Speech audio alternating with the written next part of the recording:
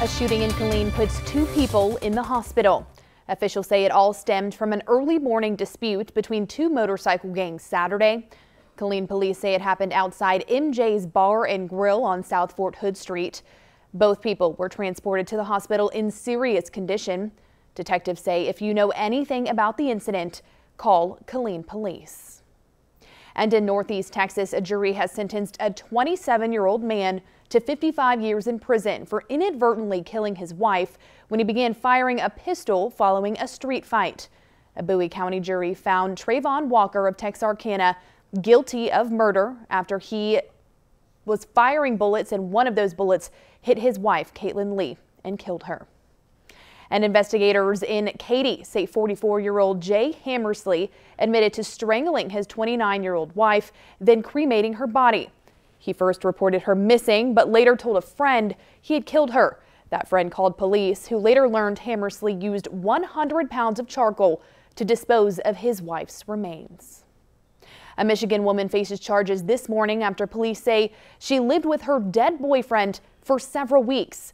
As Sean Lee reports, the woman allegedly used her boyfriend's bank cards after he died. Only local 4 cameras were in court today to capture Angela Schock telling a judge her boyfriend was her only means of support in life. Just for my boyfriend. And apparently after his death. Schock is accused of concealing the death of her 61-year-old boyfriend and using his bank card after he died. It happened here on Harrison Street in Monroe, where people are asking how long was Schock planning to keep this up? It's crazy. It probably would have went on for a while. It's a little alarming, to be honest. Police made the shocking discovery Wednesday after concerned family members of the man hadn't heard from him in weeks. We believe he's been deceased in that apartment for about a month. The man's body was found in a chair right by the front door. What is the motive here? She wanted to continue to stay in the apartment.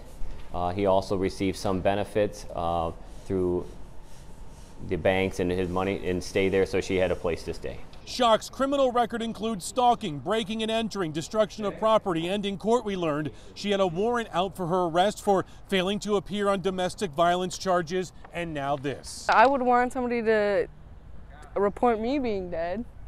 Like he has family somewhere else too that need to know that he ain't here no more. Following her arrest, the woman was taken to the hospital for medical evaluation. Police have not yet released her name or the name of the man that died. It's also unclear how the 61-year-old passed away. And in Arizona, the discovery of human remains leads to a possible break in the case of a missing Disney Mouseketeer. Dennis Day has been missing since July of last year, and Saturday, authorities discovered human remains at the home of Day's husband. Investigators originally believed the 76-year-old left his home after his husband was hospitalized, but the discovery of these remains has sparked new theories. Oregon State Police are still working to identify those remains. 6 people, including 2 children, are in the hospital after a shooting at a Chicago party. As Michelle Gallardo reports, police are now looking for the person responsible. An 8-year-old shot in the chest. It was just before 6:30 on the 6300 block of South Sealy in West Englewood. Shots were fired into a crowd gathered for a family celebration. It was a baby shower, you know, and some people came around the corner and started shooting, you know, like indiscriminately. Police say the shots came from a red Chevy Equinox. Within moments, at least 6 people had been hit, including 2 children. The boy, I just walk up to him, he's like, he may be 8 years old with a bullet wound to his chest.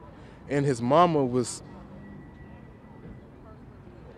she was putting the pressure on his chest. And I see the family, they bring out another young girl. She may be like 10, maybe 11 years old, and she got a gunshot in her right leg. As the children are treated at Comer Children's Hospital, there are calls for the community to turn in whoever did this. We got to get out of, you know, just being a silent killer, not saying anything.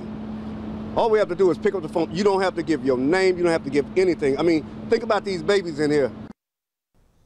In addition to the children, a 29-year-old woman was also shot in her shoulder and chest, while a 42-year-old man was shot twice in his hip. The gunfire also hit a 23-year-old man in his foot and a 28-year-old man in the shoulder.